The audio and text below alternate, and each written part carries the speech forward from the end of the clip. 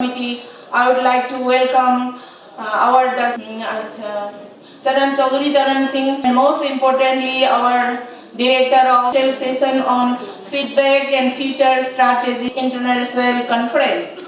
In these different countries attended in these technical sessions. Today, 8 keynote from different parts of India. The session program, different agricultural technologies, 23 numbers of stalls were displayed on the team. Our resource management was also demonstrated during this conference. Education Government of India. The next, Pranita Roy. And to the next is Chandrajini Devi. To do the honor, may I request Dr. Next, Urmi. Next, Kota Chakrapani. Practice in India by our ancestors. It is nature endowed and emphasize over soil biology and whole ecosystem by maintaining vegetation and livestock, especially cow, known with respect as cow mata in our culture. It has the root of agroecology and integrates rising from crops, livestock, and trees with functional diversity. Natural farming emphasizes on use of chemical-free practices and easily available farm resources, which are manageable for better economy and conservation of nature in long term.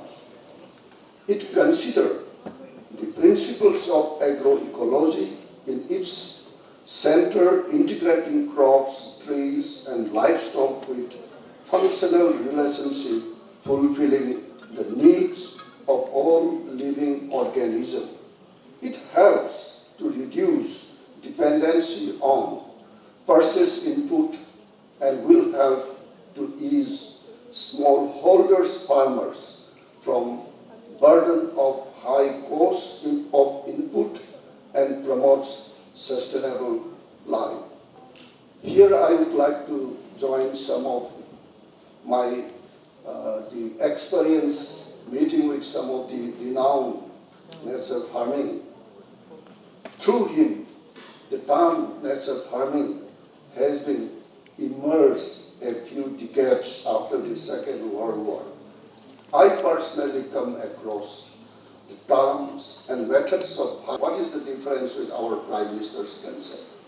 Then Prime Minister's concept is quite different, but in practice and principle is almost same with the Japanese the nature farming.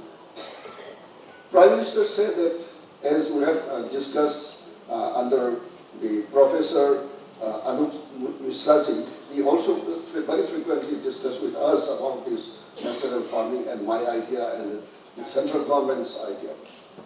One very fantastic thing is that Prime Minister very frequently mentioned, if you do the natural farming, you should know Govardhan. And as per the Hindu mythology belongs to the Hinduism, Govardhan, I mean, the Krishna pick up the mountain and shelter all the cattle, and we should be free from chemical hazards, and the food should be organic, and India should be the organic hub of the country. That was he has advised to us. Then I'm also delighted being with you, the Vice Chancellor of this university and Chairman of National Committee. Perhaps just now our Honorable Vice Chancellor has informed me that throughout the process of this 3-day seminar, the millets foods also available to all the participants. Perhaps all of us might have enjoyed the food from the millet. And in this context, just now when reported by Dr. Das, emphasis more given to initiatives of research and equipment. In this context, I would like to just share, perhaps all of us are well aware of it.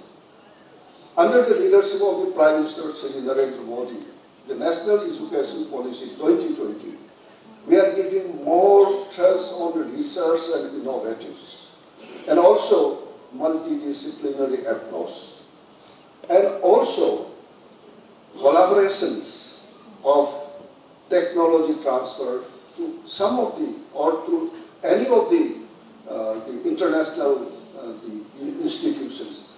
I would like to thank to Professor Anupam and his staff, the academic groups.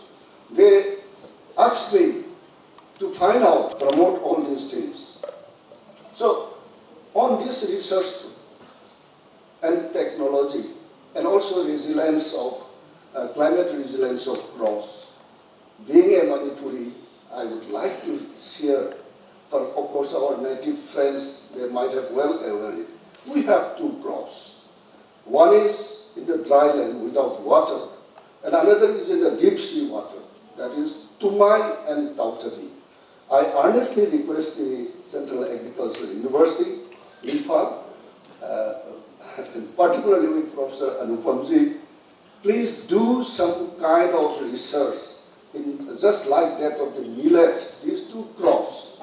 I presume that this will be one of the climate resilience crops, particularly in this part of the globe.